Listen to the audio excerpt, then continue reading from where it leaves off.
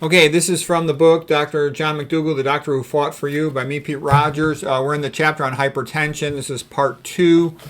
Okay, so sodium, salt plays a role in high blood pressure, but it's nowhere near as important as dietary fat. Dr. Mcdougall, and especially him and Pritikin, emphasize the role of dietary fat in hypertension.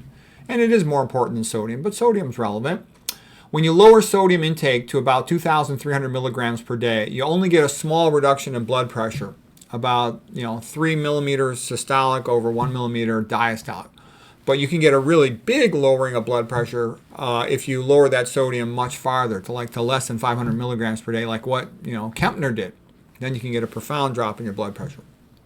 The Mcdougall diet typically has about 500 milligrams of sodium per day. He would suggest to patients to put a little bit on the outer surface of their food if they wanted to, but not to put it into the mix when they're cooking, so to speak, because that way the part on the top, you get more taste from it, but you don't get such a high sodium dose.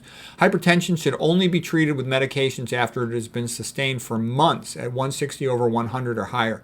So that's an important statement. So Mcdougall does not rush in to treat hypertension, and he doesn't treat it based on just one measurement in his office.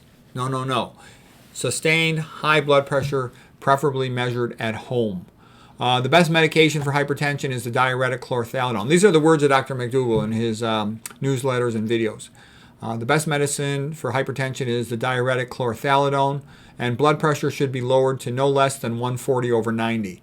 So what he's saying too is you don't want to go below 140 over 90, because I know a lot of patients, doctors, that are always telling me, they want to keep getting their pressure lower, and I'm like, I don't think that's a good idea. You might have a stroke if you do that, or pass out.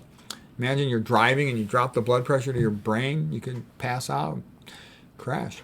Mcdougall says, usually I can successfully treat hypertension by diet alone. When I need to use medicine, I use chlorothalidone, CTD, because it has been shown to reduce the risk of stroke. Chlorothalidone is a diuretic, but it is not the same as hydrochlorothaloside, HCTZ. Hydrochlorothaloside is the most commonly prescribed diuretic in the United States by far. Chlorothalidone is the only antihypertensive medicine that has been shown to reduce the risk of stroke. There's a very narrow range of blood pressure for which you should treat hypertension. If you look up the papers, you will see there is a very good reason to choose chlorothalidone as the best medicine for treatment of hypertension.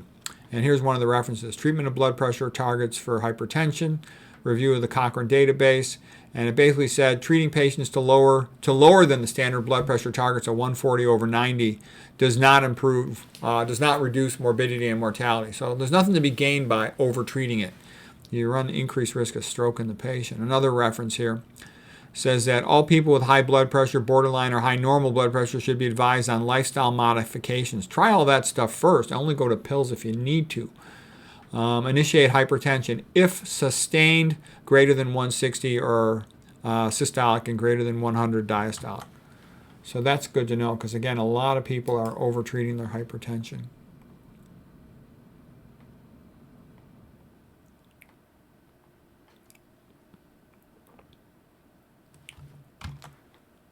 Okay, let me scoot this over a little bit here. More references, and again, this also, I put a lot of references in here, so if you ever have to argue with other people about it, you can find the references very quickly. Let's see, what else does he say? So this is just more references that say the same thing.